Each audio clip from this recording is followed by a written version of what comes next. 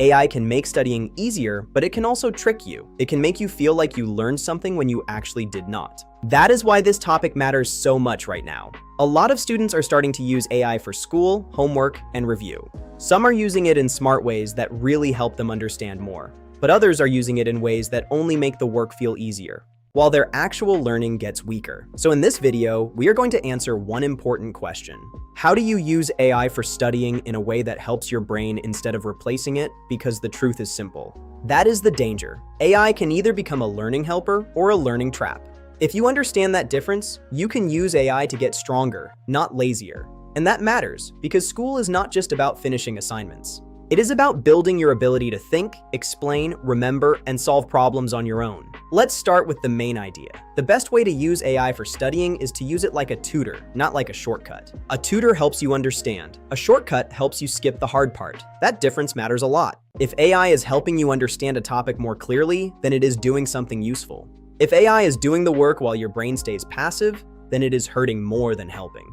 Think about it like this. If someone helps you practice basketball, you get better. But if someone plays the whole game for you, you do not improve at all. AI works the same way. The best students will use it to support learning, not escape learning. That means the goal is not just finishing faster. The goal is learning better. That is why the smartest question is never, can AI do this for me? The smarter question is, how can AI help me understand this better? That mindset changes everything. So, what are the good ways to use AI for studying? There are actually a lot of them. AI can explain confusing ideas in simpler words. It can summarize long notes into the key points. It can turn information into study guides. It can quiz you. It can help you review before a test. It can give examples when a topic feels abstract. Let's say your class is learning the water cycle, and the textbook explanation feels dry and confusing. You could ask AI to explain it in simple language for a 6th grader, use one real-life example, and then give you 3 quiz questions. That is a strong use because the tool is helping you understand the topic. Or maybe you have a big pile of social studies notes. AI can help turn those into a cleaner review sheet. It can even ask you questions so you can test yourself. Again, that supports your learning instead of replacing it. Another good use is asking AI to compare 2 ideas, like the difference between weather and climate, or to explain why you got a math problem wrong step by step. Those uses make your brain more active, not less. You can also ask AI to make a mini practice test before a quiz, or to explain a reading passage using simpler words. The best uses all have one thing in common. They help you understand, recall, organize, or practice. Now let's talk about the trap, because this is where students get fooled. Bad AI use usually feels fast. And that is exactly why it is dangerous. Copying answers without understanding them, turning in writing you did not really think through, asking AI to do the whole assignment, or trusting every answer instantly can all feel productive in the moment. But that is fake progress. You finished the task, but you did not build the skill. Then later, when there is a quiz, class discussion, or new assignment, the weakness shows up. This is why some students can use AI constantly and still not feel more confident in class. The tool helped them complete work, but it did not help them grow. The danger is not just that AI can be wrong. The danger is that students can stop doing the thinking that actually builds learning. And that is why AI can quietly become a learning trap. It gives you the feeling of success, without the strength that real understanding creates. Here is the single best rule in this whole video. After using AI, ask yourself, could I explain this on my own now? If the answer is yes, AI probably helped you learn. If the answer is no, AI probably did too much of the thinking.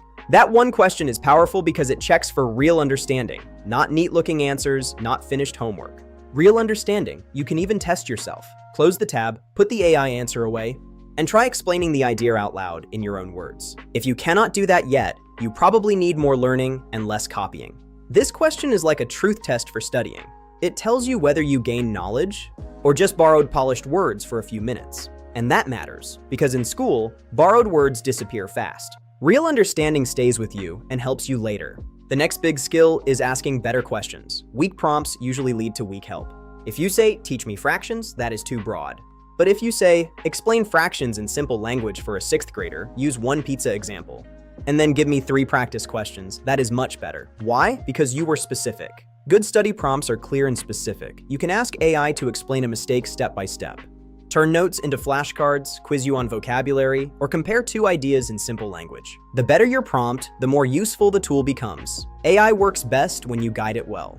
That means part of learning to use AI well is also learning to ask smarter, more focused questions. In a strange way, good AI use can actually make you a better thinker because it teaches you to be clearer about what you are confused about and what help you actually need. That's a master skill. So here is the smartest workflow. First, learn the topic from class, your notes, or assigned reading. Second, use AI to simplify, explain, quiz, or organize. Third, try to explain the topic without using AI at all. Fourth, figure out what still feels weak and go back to study that part. That keeps your brain active the whole time.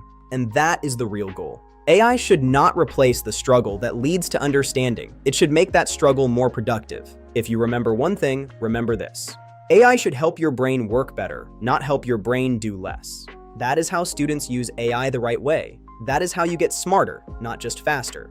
And that is how you make AI your study partner instead of your learning trap. If you use it that way, AI can become one of the most useful study tools you have because it supports your effort instead of stealing your growth. So the next time you use AI for school, do not ask, "Can this do the assignment for me?" Ask, "Can this help me understand it better?" That one shift in mindset is what separates smart AI use from weak AI use. Like and subscribe for more missions, and I'll see you in the next one.